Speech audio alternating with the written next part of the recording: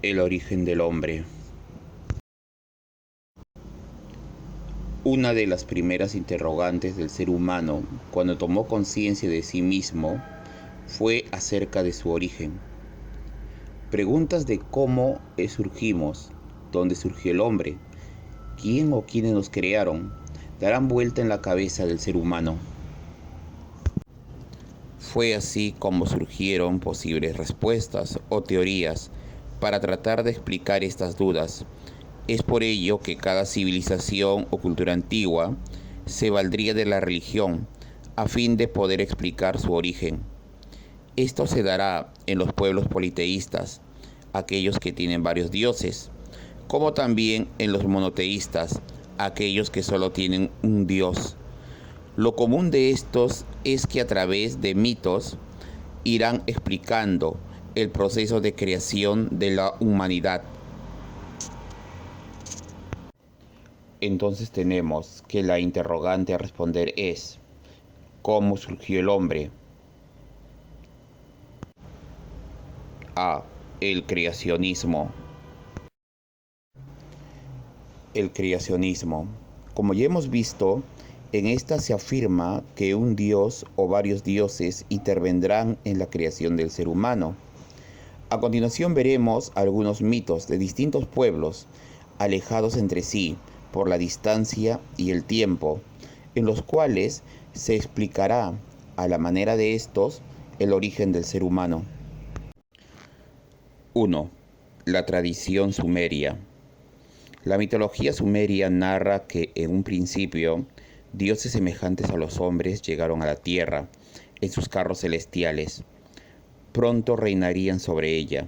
Estos dioses se encontraron con que había mucho trabajo por hacer, por lo que se dedicaron a trabajar la tierra de forma incansable, cavando para hacerla habitable y extraer sus minerales, sobre todo el oro. Esta labor le fue asignada a los dioses menores, que debían obedecer a los dioses mayores, sobre todo a Anu, dios de dioses, y a la corte de éste. El mito nos habla de que los dioses menores se rebelaron contra del dios principal, Anu, debido al maltrato que recibían. Estos dioses consideraban que el trabajo al cual se les sometía era demasiado duro e indigno de ellos. «Somos dioses, no tus esclavos», clamaban. Pronto la rebelión se expandió por toda la tierra, amenazando la existencia misma de los dioses mayores. Anu trató de reprimirlos. Para ello enviaría a la tierra a su hijo Enlil, pero este no tendría éxito, ya que los dioses menores se habían unido. Finalmente, estos lograron llegar hasta Anu y presentar sus quejas ante él. Este tendría que comprender sus reclamos. Es por ello que Enki, el otro hijo de Anu, propondría crear un nuevo trabajador que se hiciera cargo de las labores de los dioses menores. Anu lo meditó y terminó por aceptar la idea, y le diría: «Crea un Lulú, un sirviente, para que se haga cargo de nuestra labor». De esta forma, Enki, con ayuda de su hermana Ninhursag o Ninki, crearía a los hombres. Para esto, un dios se sacrificó y su cuerpo y sangre se mezclaría con la arcilla, y con este material fue creado el primer hombre, a semejanza de los dioses, naciendo Adapa, el primer ser humano. La tradición griega. Se dice que Zeus le encomendó al titán Prometeo la tarea de crear a los seres humanos y a los animales. Fue así como Prometeo creó a los hombres. Para ello empleó el barro y los moldeó a semejanza de los dioses, pero de mucho menor tamaño, y comenzó a enseñarles todo lo preciso para sobrevivir. Pero el hombre vivía en la tierra, sufría muchas penurias por tener solamente una fina piel que lo protegiera, pasaba fríos y se mojaba, eran débiles y mortales. Así que un día, cuando los dioses que protegían el fuego sagrado no estaban o estaban despistados, Prometeo trepó al monte Olimpo, robó el fuego sagrado y se lo entregó a los hombres para que éstos así pudieran vivir bien. Prometeo también robó las artes de Hefestos y de Atenea, llevándose también el fuego, porque sin él lo anterior no serviría de nada. proporcionando de esta forma al hombre los medios con los que se ganaría la vida. Luego de esta ofensa, Prometeo fue castigado. Se lo llevaría al monte Cáucaso, donde será encadenado por Hefestos. Allí encadenado todos los días vendría un águila que le devoraría el hígado, pero al ser Prometeo inmortal, este volvería a regenerarse durante las noches, por lo que el águila tenía para comer todos los días. Así pasaron los años, hasta que un día llegó Hércules, quien lograría liberarlo. 3. La tradición judeocristiana. Esta es la más conocida y válida para tres grandes religiones: judía, cristiana y musulmana. En la imagen puede ver la creación, obra de Miguel Ángel. 4. La tradición andina. Aquí nos habla del dios Viracocha, el creador del mundo. Este había creado los seres vivos, pero también había creado unos gigantes de piedra. Estos no solo desobedecerían a este dios, sino se rebelarían en contra de él. A fin de destruirlos, Viracocha inundaría la tierra, no sin antes salvar a un grupo de humanos, a los cuales los llevó a las alturas de los Andes. B. La teoría de la evolución. Es hasta el día de hoy la teoría más aceptada por la comunidad científica. Con todo, esta teoría es susceptible a nuevas investigaciones, lo que nos permitirá un mayor conocimiento acerca de nuestro origen. Ahora, entre los principales representantes de esta teoría vamos a tener a Charles Darwin, Alfred Wallace y Federico Engels. 1. Charles Darwin. Se le considera como el padre de la teoría de la evolución. Para 1859, él publicaría su obra, El origen de las especies, por medio de la selección natural o la preservación de las razas favorecidas en la lucha por la vida. Un nombre un poquito extenso. De hecho, muchos de ustedes conocen su obra simplemente como El origen de las especies. Ustedes saben que en esta obra Darwin plantearía su teoría, en la cual nos hablará de la lucha por la supervivencia y de la selección natural. La obra de Darwin establecería que la diversidad que se observa en la naturaleza se debe a las modificaciones acumuladas por la evolución a lo largo de sucesivas generaciones. Es decir, muchos animales fueron modificándose a través del tiempo. Un ejemplo que Darwin pondría sería el siguiente. Un ave trataba de romper una semilla, pero esta era una semilla muy dura. Simplemente no podía hacerlo.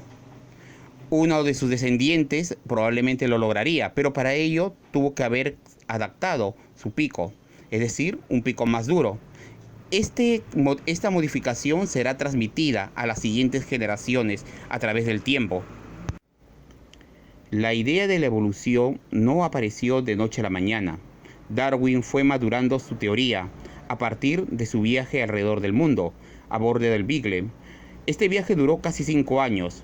Salió de la bahía de Plymouth el 27 de diciembre de 1837 y llegaría a Falmouth el 2 de octubre de 1836. Como pueden ver en el mapa, Darwin llegó a dar la vuelta al mundo. Salió de Inglaterra y primero tocaría la costa africana.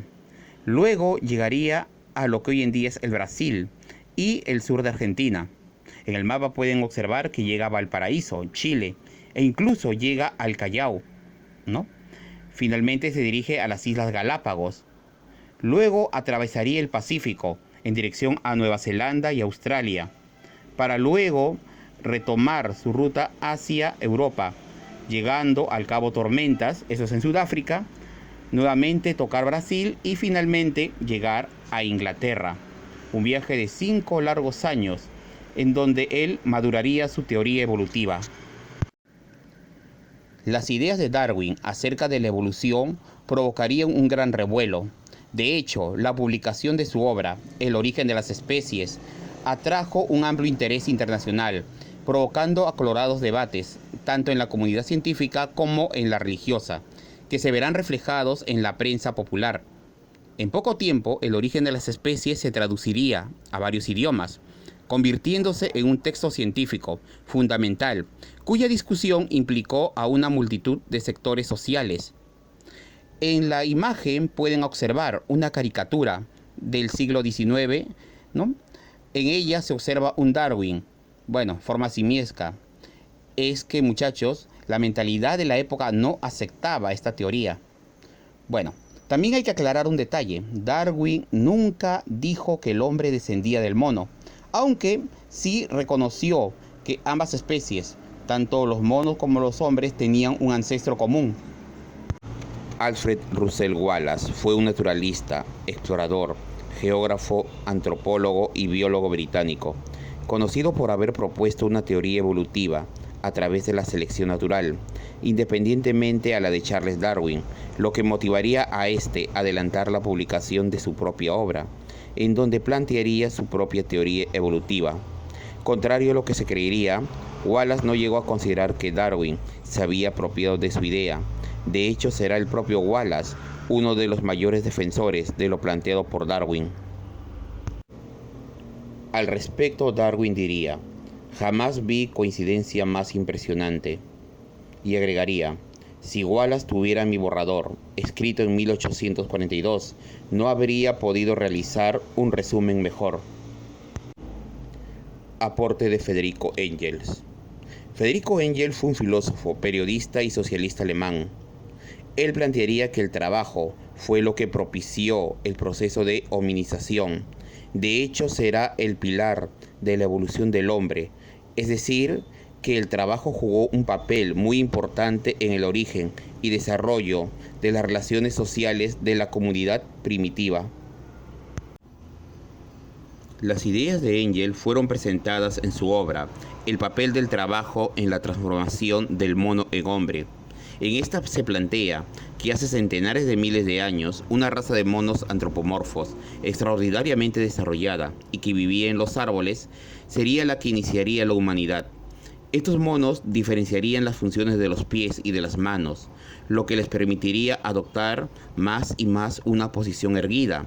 Fue este el paso decisivo para el tránsito del mono al hombre.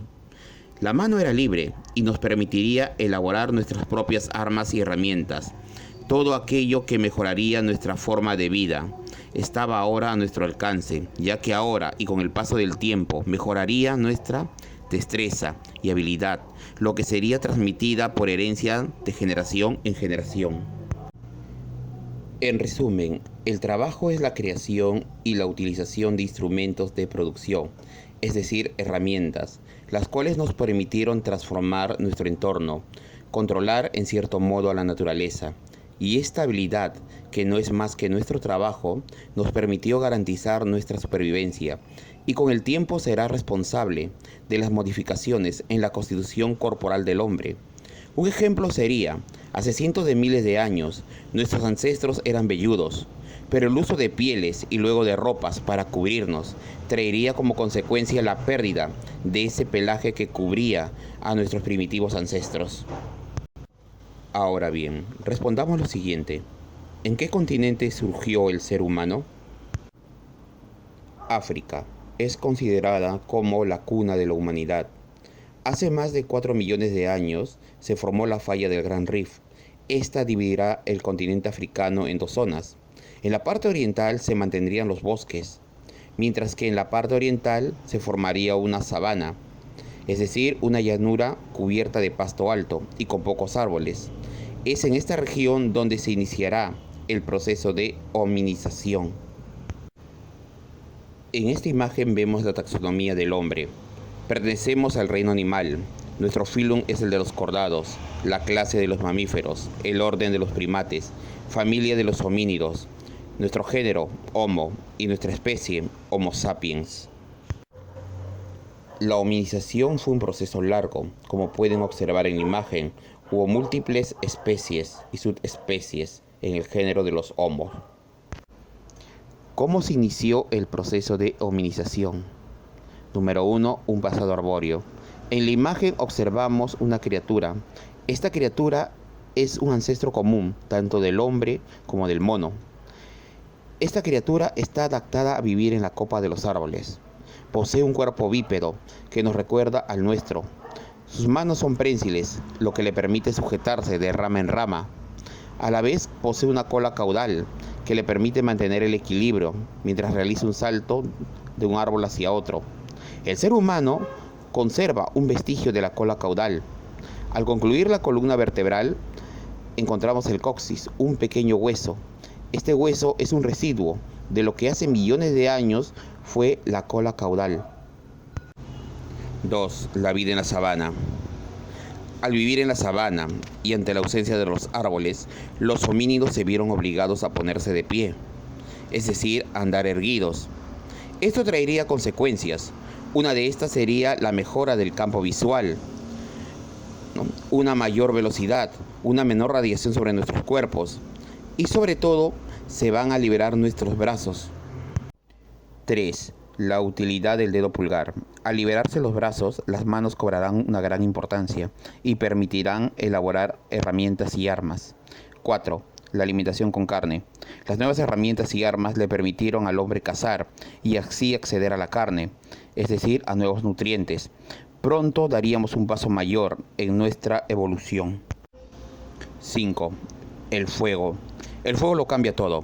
No solo nos permitió la cocción de los alimentos, sino también nos protegerá del frío y alejará a los depredadores. El fuego nos permitió ganar horas a la noche y estrechó aún más los vínculos entre los hombres. El prognatismo. Gracias al fuego logramos acceder a alimentos más blandos. Antaño nuestro maxilar inferior era de mayor tamaño, dado que lo requeríamos para triturar alimentos crudos. Pero ahora con el fuego estos alimentos eran más blandos, lo que hizo innecesario una mandíbula grande, por lo que ésta decreció en beneficio del cráneo, en donde el cerebro también crecería, llegando al tamaño actual. En esta imagen podemos observar a dos géneros, el Australopithecus y el Homo. A. Los Australopithecus, primates de aspecto simiesco que se diferencian de los póngidos, orangutanes, gorilas, chimpancés. Inicia la marcha bípeda e intenta mantener erguida la columna, cerebro pequeño como el chimpancé, nómade, que solo habitó África, organización colectiva en pequeños grupos, hordas. Observamos tres especies de Australopithecus: Anamensis, Afarensis, Africanus. El Anamensis, la especie más antigua, son bípedos y carroñeros. El Afarensis, bípedos y recolectores. Destaca la doncella de Lucy. El Africanus, el niño de Tau. En esta imagen observamos al Anamensis, al Afarensis y al Africanus. El género Homo. Bípedos más desarrollados, casi perfectos, formaron bandas nómadas, surgieron en África Oriental, migraron con el tiempo a otros continentes. Se califican en especies como el habilis, el erectus, el neandertal y el sapiens. El habilis destacó por el desarrollo del dedo pulgar. Fue el primero en hacer herramientas, era un recolector y carroñero. El erectus completaría la postura erguida, poblaría Asia, África y Europa, y conoció el fuego. Los neandertal emplearon el lenguaje articulado, o sea, hablaban, y realizaron los primeros entierros, es decir, los primeros vestigios de religión. Los sapiens practicaron el arte mobiliar y la pintura rupestre. Poblaron todos los continentes y llegarían a América. En resumen, tenemos al Homo habilis, que destacó por elaborar las primeras herramientas, el Homo erectus, que destacó por el fuego y la caza, el neandertal, que destacó por tener las primeras nociones de religión y hablar, y finalmente el Homo sapiens,